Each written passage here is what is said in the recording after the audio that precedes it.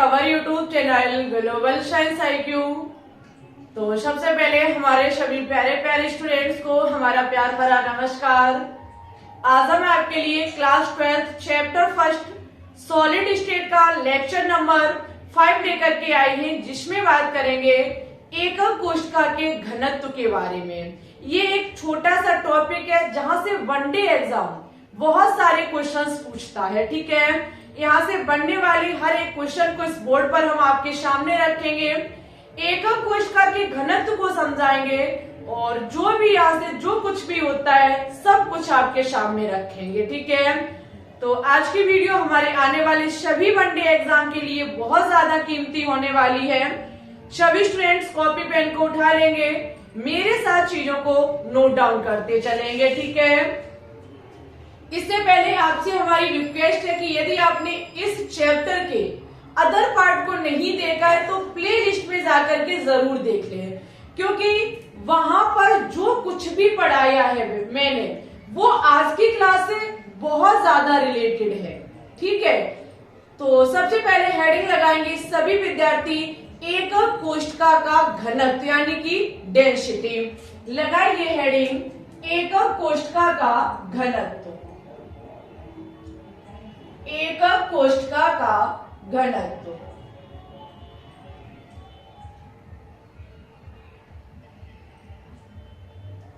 अच्छा, सबसे पहले आपको पता होना चाहिए कि एकक कोशिका होती क्या है।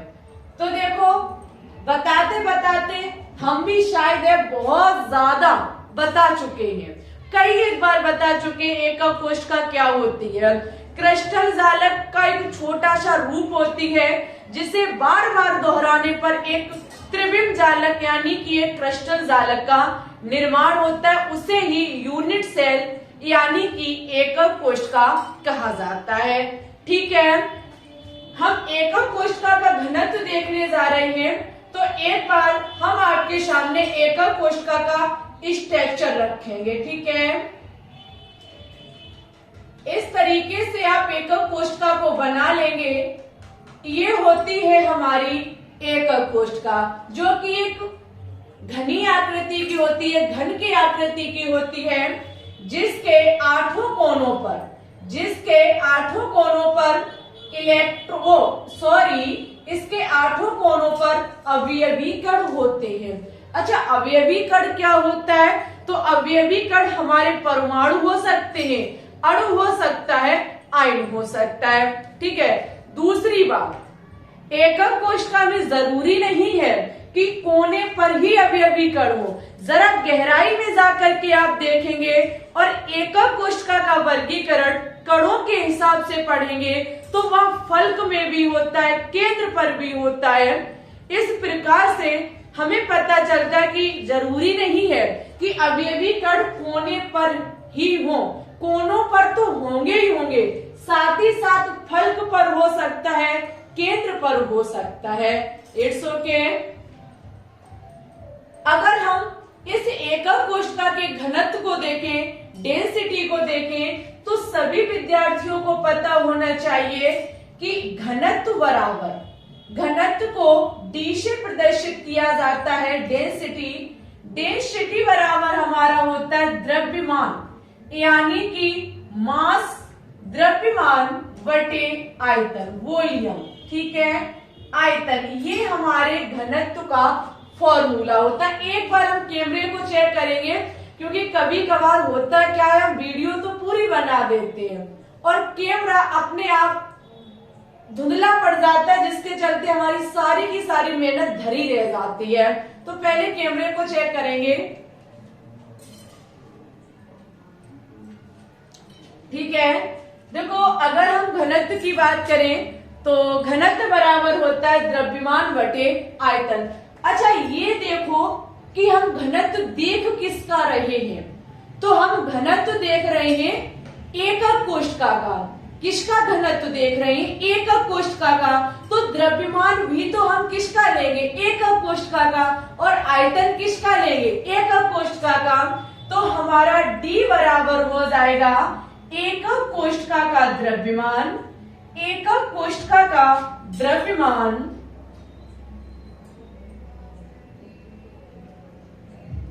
एकक कोशिका का द्रव्यमान बटे में हमारा हो जाएगा एकक कोशिका का आयतन। क्या हो जाएगा? एकक कोशिका का आयतन। देखो इस टाइम बड़ा परेशानी है, एक तो डीजे पे डीजे, थोड़ी वीडियो रोकनी होगी। तो देखेंगे आगे एकक कोशिका का द्रव्यमान। देखो कभी कभी हम बहुत ज्यादा परेशान हो जाते हैं डीजे को लेकर के, जिसके चलते बार बार वीडियो बीच में रोकनी होती है। कोई बात नहीं, एक बार हम चीजों को दोहराएंगे। हमको जो घनत्व देखना है वो एकक कोशिका का देखना है। किसका देखना है? एकक कोशिका का घनत्व देखना है। एकक कोशिका का घनत्व बराबर होता है द्रव्यमान बटे आयतन। अच्छा, हम घनत्व किसका देख रहे हैं? एकक कोशिका का। तो द्रव्यमान भी किसका लेंगे? एकक कोशिका का लेंगे। तो हमारा एकक कोशिका का द्रव्यमान बटे एकक कोशिका का आयतन हो जाएगा। क्या हो जाएगा? एकक कोशिका का आयतन। ठीक है, क्या हो जाएगा? एकक कोशिका का आयतन बटे में लिखेंगे एकक कोशिका का आयतन। इंपॉर्टेंट है, एक एक पॉइंट बहुत इजी तरीके से हम आपको समझा रहे हैं। जब घनत्व का फॉर्मूला ये है, घनत्व एकक कोशिका का देख रहे हैं, तो एकक कोशिका का ही द्रव्यमान होगा और एकक कोशिका का ही आयतन होगा। ठीक है। अच्छा, एकक कोशिका में अगर हम द्रव्यमान को देखें, एकक कोशिका में अगर हम द्रव्यमान को देखें तो सभी विद्यार्थियों को पता है कि उसके कोने पर रखे जो अवयवी कण होते हैं वो उसके वास्तविक अवयवी कण नहीं होते हैं, रियल उसके अवयवी कण नहीं होते हैं, क्योंकि इनका आधा हिस्सा ही अंदर होता है और आधा हिस्सा एकक कोशिका दूसरी से जुड़ा होता है। एक अवयवी कण का उसके एकक कोशिका में उसका 1/8 हिस्सा ही योगदान होता है, जिसके चलते उसके रियल हम पता करने के लिए उसके प्रभावी कणों की संख्या निकालते हैं। तो एकक कोशिका का द्रव्यमान जो होगा वो हमारा होगा प्रभावी कणों की संख्या। प्रभावी कणों की संख्या, प्रभावी कणों की संख्या इनटू में हमारा हो जाएगा एक कण का द्रव्यमान। क्या हो जाएगा? एक कण का द्रव्यमान। ध्यान से समझो, छोटी छोटी चीजें हैं। एकक कोशिका का द्रव्यमान अगर हम देखने के लिए जाए, मास देखने के लिए जाए, तो उसके अवयवी कण उसके वास्तविक अवयवी कण नहीं है, जिसके चलते हमने क्या निकाली थी? प्रभावी कणों की संख्या निकाली थी। तो प्रभावी कणों की संख्या को रखेंगे और एक कण का द्रव्यमान रखेंगे जो कि एकक कोशिका के द्रव्यमान के बराबर होगा। ठीक है, इसका मतलब ये है। एकक कोशिका का अगर हम आयतन देखें तो सभी विद्यार्थियों को पता है कि ये घन की आकृति का होता है और घन की तीनों भुजाएं जो हैं वो बराबर होती हैं। अगर हम इसकी लंबाई को a मानेंगे तो हमारा तीनों भुजाएं की लंबाई बराबर होती है, यानी कि एकक कोशिका का आयतन a क्यूब हो जाएगा। ठीक है, इतना जब हमारा हो जाएगा तो हमारे प्यारे स्टूडेंट्स छोटा सा पॉइंट कॉपी में नोट डाउन करेंगे। वो पॉइंट ये है, ये चीज हमने कभी पढ़ाई नहीं आपको, क्योंकि अभी हमने क्लास 11th की ऑर्गेनिक केमिस्ट्री नहीं पढ़ाई, तो फिर ये पॉइंट भी नहीं हमने आपको पढ़ाया है। सभी विद्यार्थियों को पता होना चाहिए आवोगाद्रो संख्या के बारे में। किसके बारे में? आवोगाद्रो संख्या के बारे में, जो कि हमारी 6.2 वो 6.02 इंटू 10⁻23 होती है। ये क्या होती है? आवोगाद्रो संख्या। इस संख्या, ये जो संख्या लिखी है, इतने कणों का जो द्रव्यमान होता है, इतने कणों का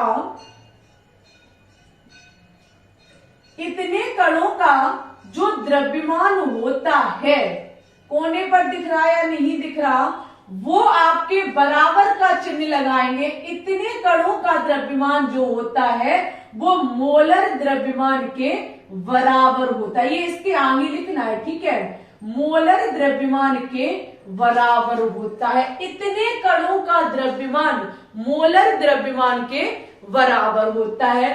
ये जो कण लिखे हुए हैं इसको आवोगाद्रो संख्या कहा जाता है, ठीक है। मोलर द्रव्यमान को m से प्रदर्शित किया जाता है।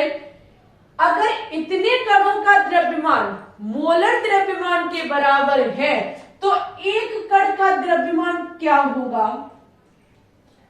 तो एक कण का द्रव्यमान जो हमारा होगा वो मोलर द्रव्यमान m, और इस कण को हम कहते हैं आवोगाद्रो संख्या, जिसे Na से डिनोट किया जाता है, ठीक है। ये इसको Na हमने कह दिया, इसे Na से डिनोट किया जाता है, ठीक है।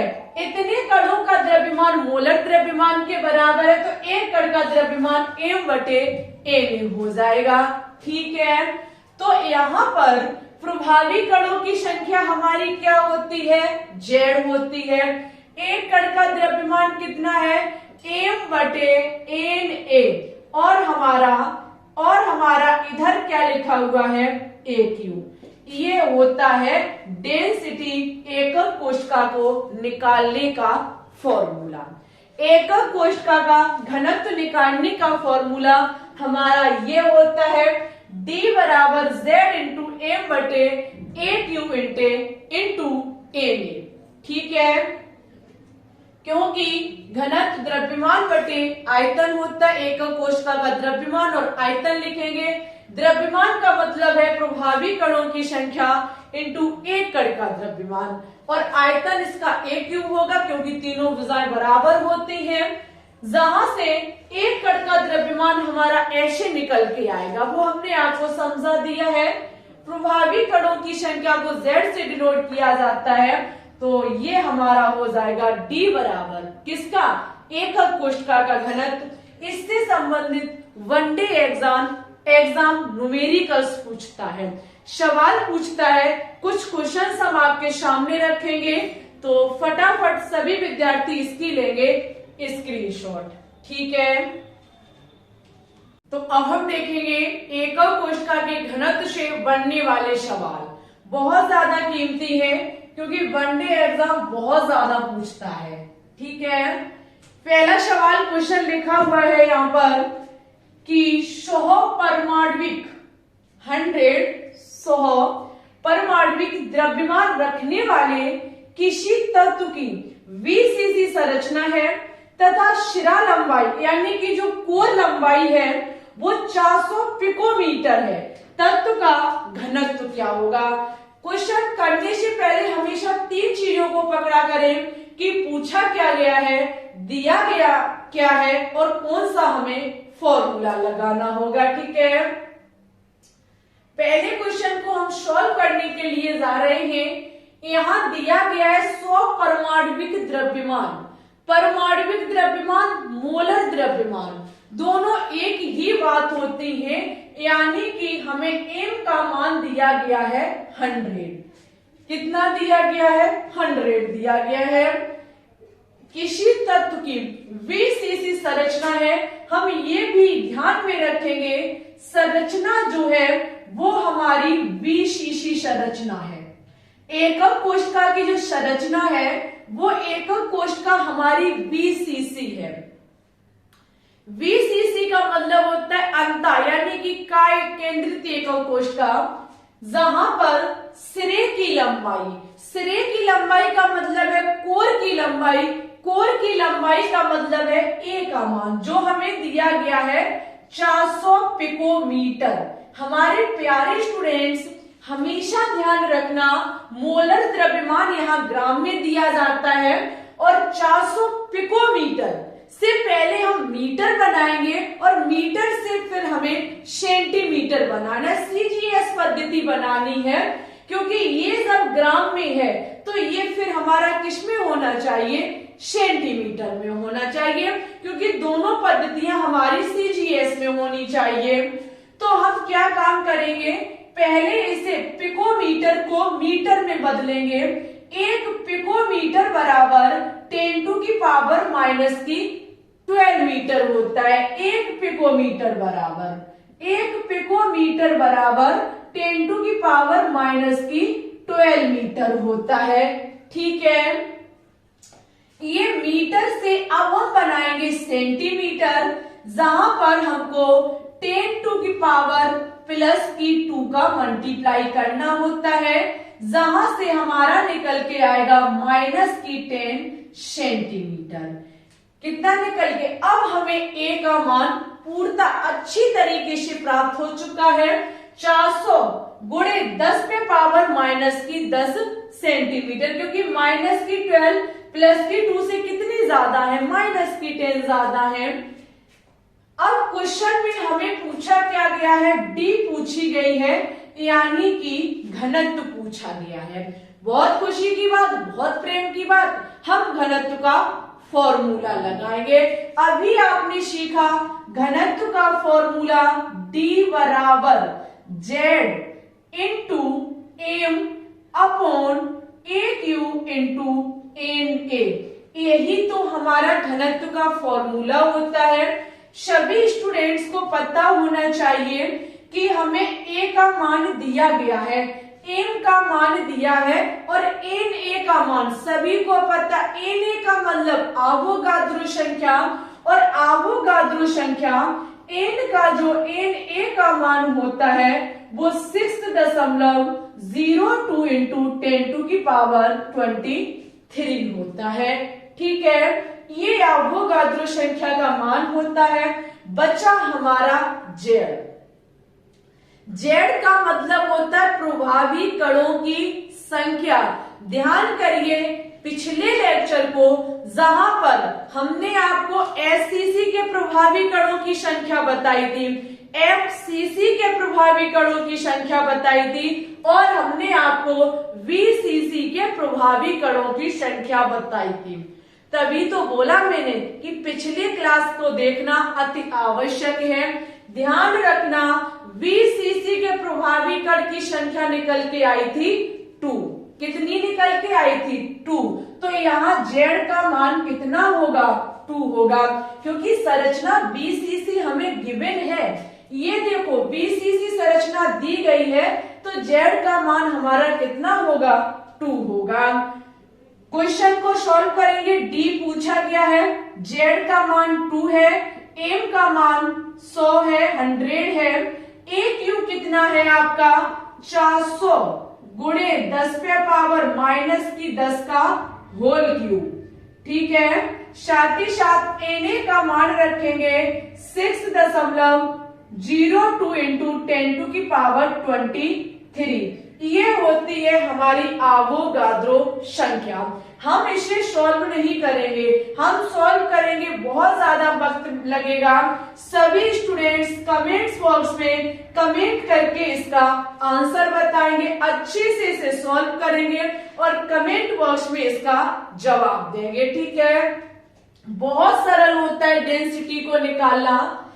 M का मान दिया गया है, VCC संरचना है, 400 पिकोमीटर को हमने सेंटीमीटर में बदल के A का मान कंफर्म कर दिया है। Na हमें पता है इतना होता है। ठीक है, और Z का मान हमने निकाला संरचना के हिसाब से, क्योंकि VCC संरचना का जो प्रभावी कणों की संख्या होती है वो 2 होती है। सभी मानों को रखा, जितना निकल के आए हमारे सभी विद्यार्थी कमेंट बॉक्स में कमेंट करके बताएंगे। ठीक है, ये पहला क्वेश्चन हमने देखा। अब हम देखेंगे सेकंड क्वेश्चन को। किसको देखेंगे? सेकंड क्वेश्चन को देखेंगे। ठीक है,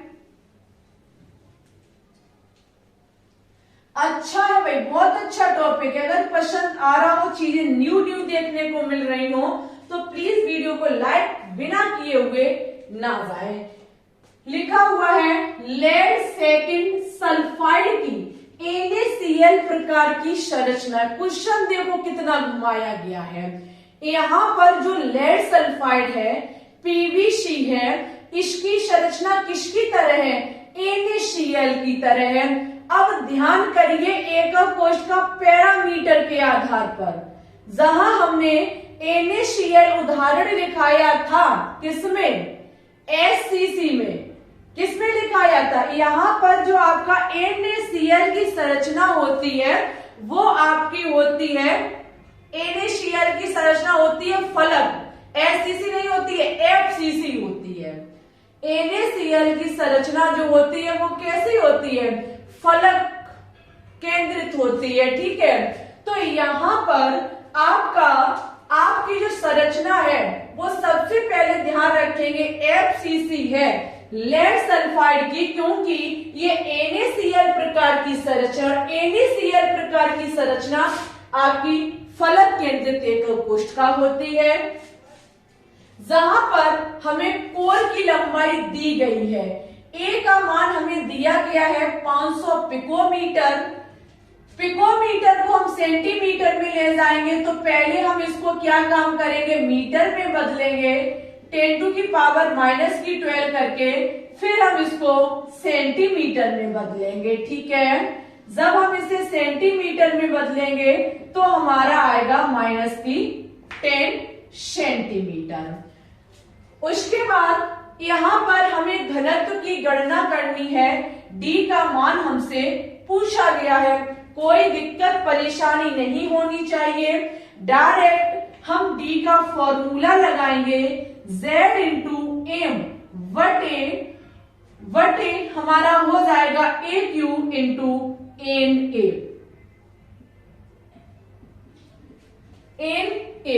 ठीक है। अब आपको क्या काम करना है? अब आपको क्या काम करना है? मान को रखना है। D, Z का मतलब प्रभावी कणों की संख्या, और प्रभावी कण के किसका? FCC संरचना। कौन सी संरचना है हमारी? यहाँ पर हमारी संरचना है FCC, फलक केंद्रित एकक कोष्ठ का। और फलक केंद्रित एकक कोष्ठ का जो आपकी Z, इसका प्रभावी मान 4 होता है। बैक जाइए, वीडियो को देखिए जा करके, ठीक है। 4 होता है। M का मान हम ज्ञात करेंगे कैसे? हमारा है क्या? लेड सल्फाइड,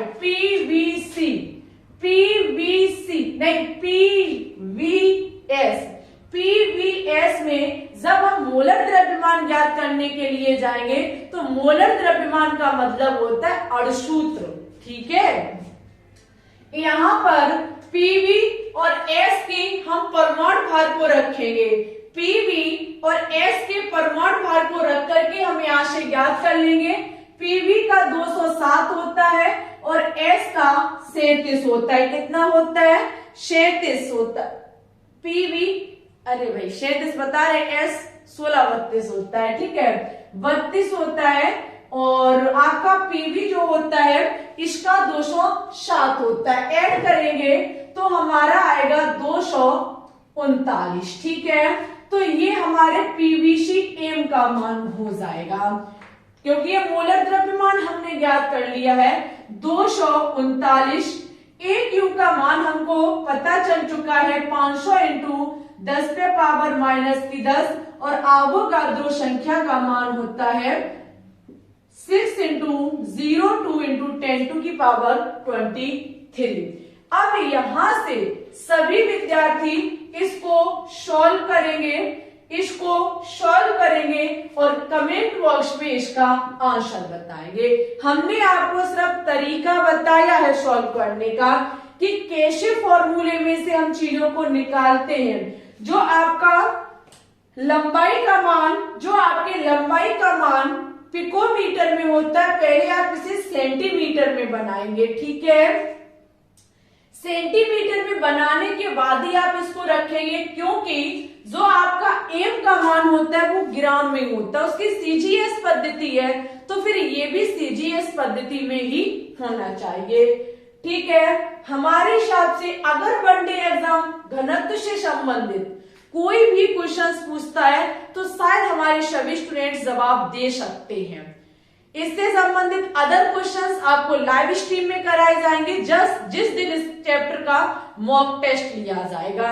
जल्द ही इस चैप्टर को फिनिश कराएंगे, बहुत जल्द, लगभग अभी क्लासेस तो इसकी 3 या 4 आएंगी, जल्द से जल्द करा के इसका मॉक टेस्ट हो जाएगा। और एक बहुत अच्छा चैप्टर है, वनडे एग्जाम क्वेश्चंस बहुत ज्यादा पूछता है।